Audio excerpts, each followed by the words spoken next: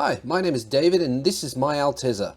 As part of the 200,000 kilometer service on this thing, I'm going to perform oil pump maintenance. This is as simple as replacing two seals, but before we can even get to the first one, we need to take this pulley off, and that's where things get complicated. To undo this, you're supposed to use a special tool, but I don't have that and I'm not going to buy it. So I'm going to make one. Step one is I'm going to use a set of calipers, these are just used ones I got, and measure the distance between the holes. I'm going to go from the inside of this hole to the outside of that, and that'll give me the center of the two. And I get 31 millimeters.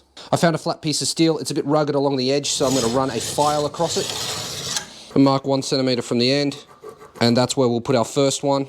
41 from the end. 25.1. Need to roughly mark the center.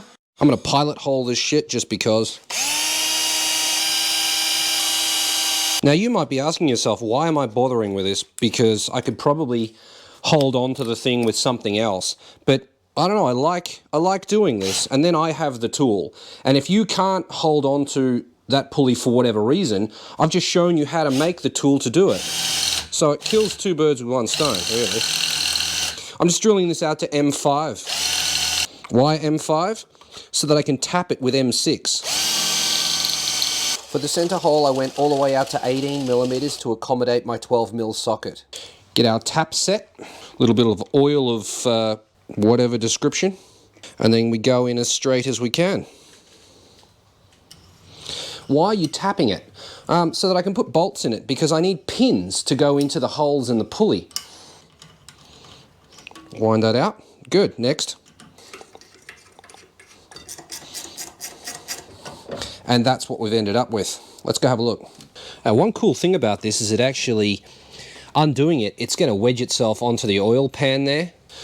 Just hold that so that it doesn't move away. And then, oh yeah. Straight out, not a problem. Beautiful tool. Recommend it. Get yourself one. Make it. Takes about 15 minutes. Tops. That just pops off. Look at that. It's got a little keyway locatory thing so we can put it back on in the right place. It's a bit dusty. Ugh. Now it's a tiny little seal. Just give that a clean up so that I can see what I'm actually dealing with.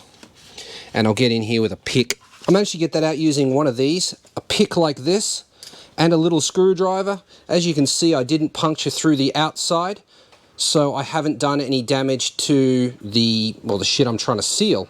Here's the new one. Part number will be in the description. It's going to use a little bit of lithium grease, and I mean a little bit, just to make the outside of this thing slippery so that it goes in easier, because you don't want to damage it, otherwise you'll be buying another one. So there she is, she's in, and you know what worked the best?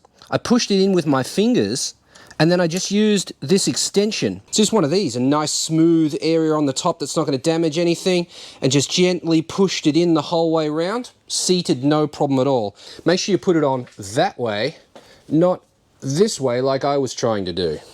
Chuck my custom-made tool back on there. This needs to go up to 35 newton meters.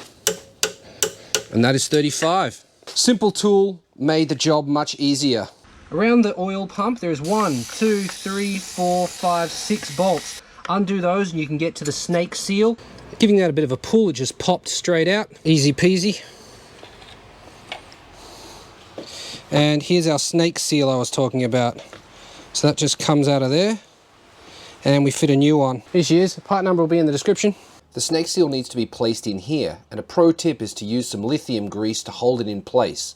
I was also told to add a dollop of lithium grease to one of the lumps on the pump because it'll help prime it. You can disagree with me if you like, but it's what I'm doing. Lithium grease dissolves in oil, so you won't have to worry about it causing a problem. These pumps are reportedly designed to outlast the engine tenfold, so you don't have to replace it. You just put this one back in. If you can't get the pump to go in, just rotate the pulley a little bit once it's inserted, and it's off center, so that'll help you line it up.